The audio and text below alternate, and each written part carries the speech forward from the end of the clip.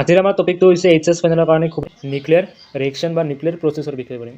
প্ৰথম কথা হৈছে কি নিউক্লিয়াৰ ৰিয়েকশ্যনত মেইনলি দুটা টাইপ আছে। প্ৰথমটো টাইপ হৈছে নিউক্লিয়াৰ ফিজন। নিউক্লিয়াৰ ফিজনত কি হ'ব, এটা হেভি নিউক্লিয়াছ দুটা বা তাতকৈ বেছি লাইটাৰ নিউক্লিয়াছলৈকে ভাঙি যাব।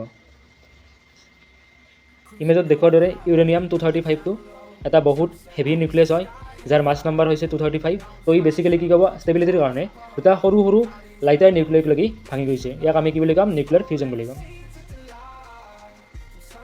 হৈছে যে নিউক্লিয়াৰ ফিজন ৰিয়েকশ্যনত এটা হেভি নিউক্লিয়াছ দুটা বা তাতকৈ বেছি লাইটাৰ নিউক্লিয়াছলৈকে ভাঙি যায়। নেক্সট ৰিয়েকশ্যনটো হৈছে nuclear fusion reaction. Nuclear fusion ৰিয়েকশ্যনত কি হ'ব, তাৰ অপজিটটো হ'ব, অৰ্থাৎ নিউক্লিয়াৰ ফিজনৰ অপজিট ৰিয়েকশ্যনটো হৈছে নিউক্লিয়াৰ ফিউজন ৰিয়েকশ্যন, য'ত নেকি দুটা লাইটাৰ নিউক্লিয়াই কম্বাইন কৰিব এটা ডাঙৰ হেভি নিউক্লিয়াছৰ কাৰণে। পিছে আমি এইটো বস্তু জানিব লাগিব যে প্ৰথমতে এই নিউক্লিয়াছবিলাকে কিয় ডিছ'চিয়েট হয় বা কম্বাইন হয়। ইয়াৰ প্ৰধান কাৰণটো হৈছে ষ্টেবিলিটি মাছ নাম্বাৰৰ ওপৰত নিৰ্ভৰ কৰে।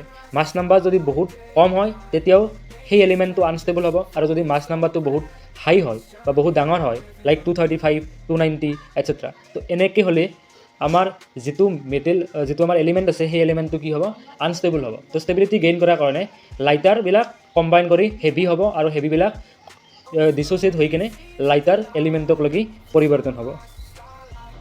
মই দি দিছোঁ, আমি জানো যে হাইড্ৰজেনৰ কি বুলি কয় তিনিটা আইচোটপ আছে। আমি জানো হাইড্ৰজেনৰ তিনিটা আইচোটপ আছে। প্ৰথমটো হৈছে প্ৰটিয়াম, ডিউটেৰিয়াম আৰু ট্ৰিটিয়াম। তো এই ৰিয়েকশ্যনটোত 11H + 11H লগ লাগি 21Hলৈ পৰিৱৰ্তন হয়, অৰ্থাৎ দুটা হাইড্ৰজেন আইচোটপ আছে, ইয়াৰ নাম হৈছে কি প্ৰটিয়াম। দুটা প্ৰটিয়াম লগ লাগি এটা ডিউটেৰিয়ামলৈ পৰিৱৰ্তন হয়। ইয়াতে কি হ'বতো, যিহেতু এই দুটা আইচোটপ কম্বাইন কৰি এটা মাত্ৰ পৰিৱৰ্তন হৈছে, তেতিয়া আমি নিউক্লিয়াৰ ফিউজন বুলি ক'ম। In nuclear fusion, two lighter nuclei combine to form a heavy nucleus and it releases mass energy. Now আমি নিউক্লিয়াৰ এমিশ্যনৰ বিষয়ে পঢ়াৰ আগতে আমি জানিব লাগিব আলফা পৰমাণু কি। আলফা পৰমাণু হৈছে বেছিকেলি এটা হিলিয়াম পৰমাণু, যি হিলিয়াম পৰমাণু আলফা পৰমাণু নিৰ্গত হয়। আলফা পৰমাণু হৈছে হিলিয়ামৰ দুটা নিউট্ৰন আৰু দুটা প্ৰটন। তো মাছ নম্বৰ হ'ব 4 আৰু হিলিয়ামৰ প্ৰটন নম্বৰ বা এটমিক নম্বৰ হ'ব 2। এইটো হৈছে আমি জেড দি বুজাম আৰু এইটোক আমি এ দি বুজাওঁ। যদি কোনোবা এটা নিউক্লিয়াৰ প্ৰচেছত হিলিয়াম কণা নিৰ্গত হয়, যাক আমি আলফা কণা বুলি কওঁ, তাক আমি আলফা ডিকে বুলি ক'ম, অৰ্থাৎ আলফা ডিকে হয়। এটমিক নাম্বাৰ ডিক্ৰিজেছ বাই 1 আৰু বিটা মাইনাছ ডিকেট atomic number increases by 1। Beta ডিকেট ইলেক্ট্ৰন এমিশ্যন হ'ব, বাট বিটা ডিকেট ইলেক্ট্ৰন যিহেতু আমাৰ এমিশ্যন হ'ব, ইলেক্ট্ৰন কিয় এমিশ্যন হয়? ইলেক্ট্ৰনটোতো আমাৰ নিউক্লিয়াছৰ ভিতৰত নাথাকে, ইলেক্ট্ৰন থাকে আমাৰ আউটছাইড দ্য নিউট্ৰন, অৰ্থাৎ অৰবিটত থাকে। বাট যেতিয়া ষ্টেবিলিটিৰ কাৰণে নিউট্ৰনবিলাক প্ৰটনলৈ নিৰ্গত হয়, আৰু এই চাৰ্জটো বেলেঞ্চ কৰাৰ কাৰণে আমাৰ ইয়াৰ এটা এণ্টি নিউট্ৰিনো আৰু এটা হৈছে আমাৰ ইলেক্ট্ৰন নিৰ্গত হয়। তো সেইকাৰণে বিটা ডিকেট বেছিকেলি আমাৰ ইলেক্ট্ৰনটো নিৰ্গত হয়, বা বিটা কণা বুলি ক'লে আমি ইলেক্ট্ৰনকে বুজিব লাগিব। কেইটামান ইম্পৰ্টেণ্ট MCQ, যিটো আমাৰ MCQ নহয় আচলতে, এটা ইম্পৰ্টেণ্ট কুৱেশ্যন হ'ব নিউক্লিয়াৰ এমিশ্যনৰ পৰা, যিটো আমাৰ 2022 চনত পৰা মই পেপাৰখনৰ পৰা লৈছোঁ। তো বেছিকেলি আমাৰ প্ৰথম কুৱেশ্যনটো হৈছে কুৱেশ্যন নম্বৰ এ। এটা ইউৰেনিয়ামটো ডিছ'চিয়েট হৈছে থৰিয়াম আৰু হিলিয়ামলৈ।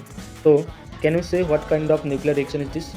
চ' obviously if there is helium 4Hc2, then there is alpha decay. Second number কুৱেশ্যনটো হৈছে 32P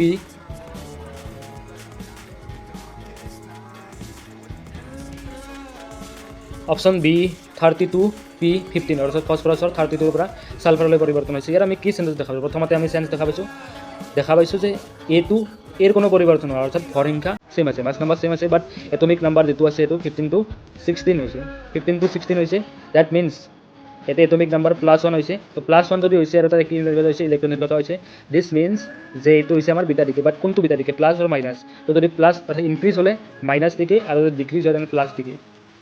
আই হোপ এইখিনিলৈ ক্লিয়াৰ হৈছে। অপশ্যন নম্বৰ চি, প্ৰটনটো যদি আমাৰ নিউট্ৰনলৈ কনভাৰ্ট হয়, তেনে আমাৰ এটা পজিট্ৰন এটা নিৰ্গত হয়। পজিট্ৰন হৈছে ইলেক্ট্ৰনৰ যেনেকৈ মাইনাছ চিন থাকে, তো সেনেকৈ ইলেক্ট্ৰন যদি প্লাছ চিন আমি পজিট্ৰন বুলি কওঁ। তো আমাৰ 11P gets converted into 1N0 and positron. So if we see here that the atomic number is decreased by 1, so this is also a beta decay, but this is a beta positive.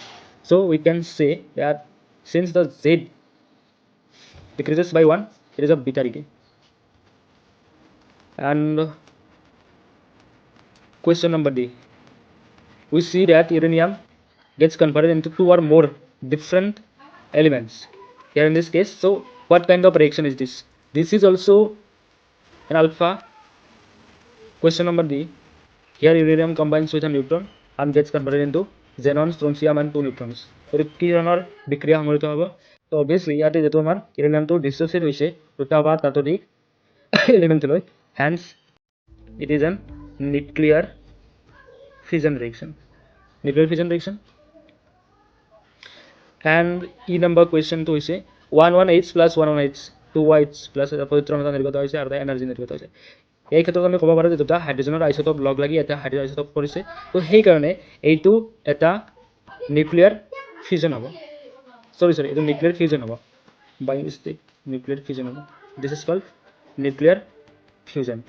কাৰণ আমি গম পাওঁ যে nuclear ফিউজনত basically দুটা বা তাতকৈ বেছি এলিমেণ্টে combine কৰি এটা বেলেগ ধৰণৰ এটা element form করবো. I hope everything is clear. So I may make any mistakes in this video. I want you to follow me. So I hope everything is clear.